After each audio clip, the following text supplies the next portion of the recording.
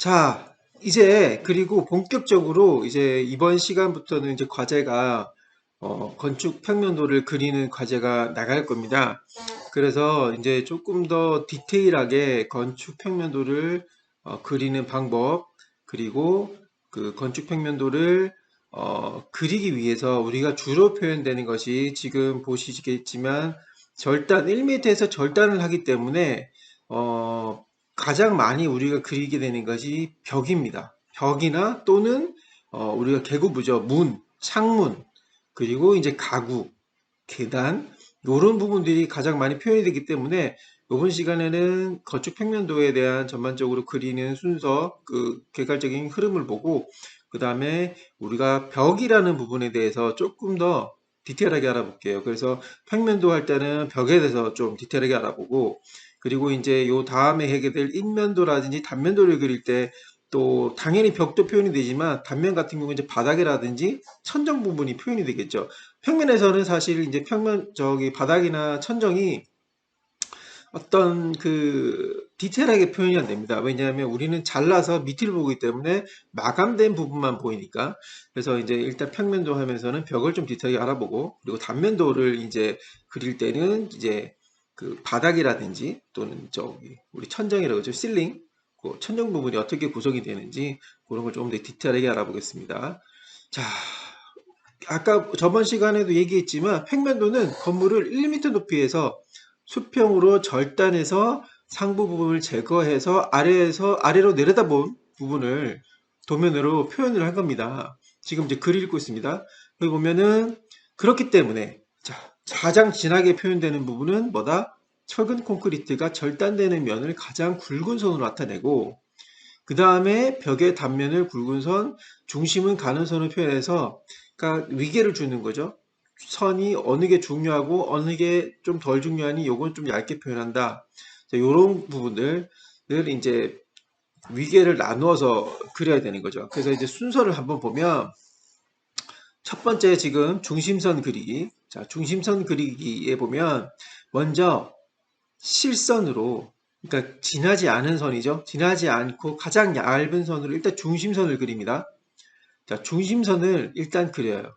중심선을 일단 벽체 중심선을 그린 다음에 그 다음에 이제 벽의 종류와 두께를 결정해서 그 두께만큼 그리는 겁니다. 자, 요거는 이제 지금 아마 당장 나가는 과제들은 똑같은 도면을 따라 그리는 도면이라 이걸 이렇게 크게 어, 음, 지금은 고려하지 않지만 뭔지는 알아야겠죠. 그래서 지금 이 도면 그리는 거는 좀 이따 배울 거지만, 자, 요거는 이제 벽돌을 쌓고 단열재하고, 그 다음에 그 두께 200의 그 보면은 200의 콘크리트 벽을 세우는 벽체 구조로 그리는 겁니다.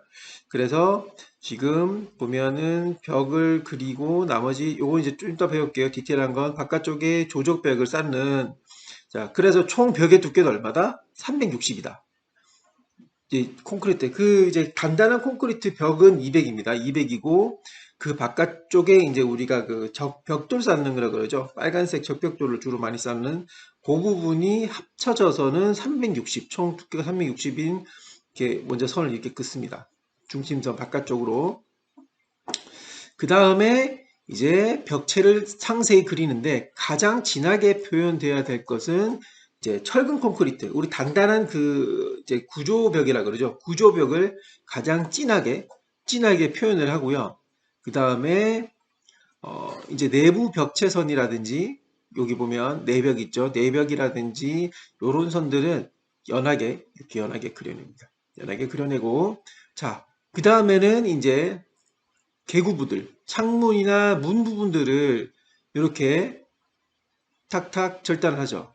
절단을 해서 이렇게 끊어줍니다. 끊어줍니다. 그래서 그 다음에 이제 보면은 내부 벽체에서는 똑같이 그리고 이렇게 끊어가지고 이제 따로 창은 창대로 당연히 요 우리 구조 벽보다는 얇게 표현을 합니다. 표현하고 자, 그리고 이제 각종 그 기구라든지 가구, 그리고 계단을 나머지 이제 표시를 하는 거죠. 표시를 해서, 그렇게 해서 이제 이렇게 지금 평면도를 그려냅니다.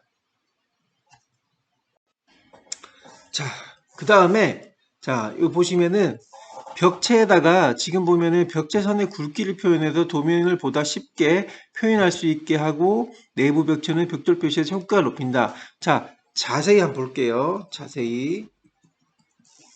자, 자세히 보면, 자, 벽돌 부분은 이렇게 해치를 했죠. 이렇게 해치를 했고, 자, 그리고 지금 우리가 구조벽 있죠. 구조벽에도 이렇게, 해치를 넣습니다. 해치를 넣고, 안에 지금 우리가 여기 내벽들도 이렇게 벽은 따로 표시를 하는 거죠. 자, 분명히 다 같이 절단되는 면이에요. 이 벽도 절단되는 면, 그 다음에 요 벽도 그러니까 모든 요 벽들이 절단되는 벽이지만 그 구조벽이냐, 또는 안에 내벽이냐, 아니면 바깥쪽에서는 그 적벽, 벽돌로 쌓아서 치장 벽돌을 하느냐에 따라서 그거를 조금씩 위계를 조절해 가지고 도면을 봤을 때 어느 게 구조벽이고 어느 게 내벽이라는 것을 눈에 확 띌 수 있도록 이제 그렇게 표현을 하는 거죠. 그 다음에 이제 나머지 우리가 각종 그 글자라든지 그 다음에 치수선이라든지 자 이렇게 그려가지고 오른쪽에서 보는 바와 같이 도면을 완성하게 되는 겁니다.